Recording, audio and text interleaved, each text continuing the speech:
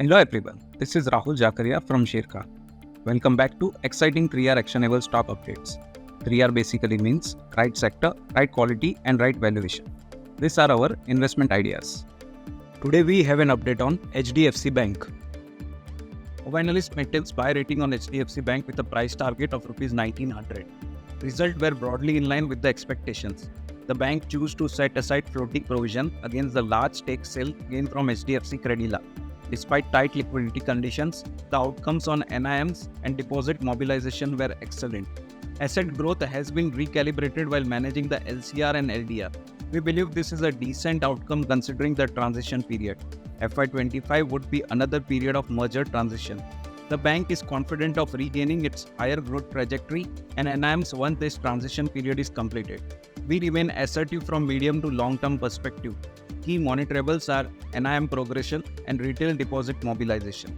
At the current market price, the stock trades at 2 times its FY25 and 1.8 times its FY26 core book value estimates. The stock has underperformed the broader indices in last 12 months. Next, we cover Mahindra Lifespace developers.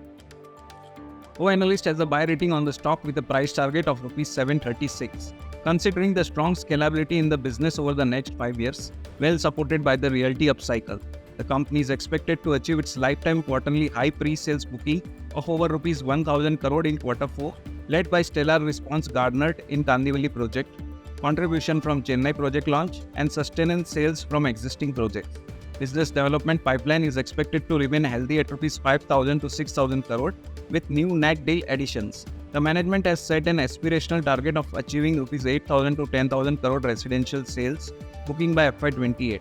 The launch pipeline till FY25 end remains stellar.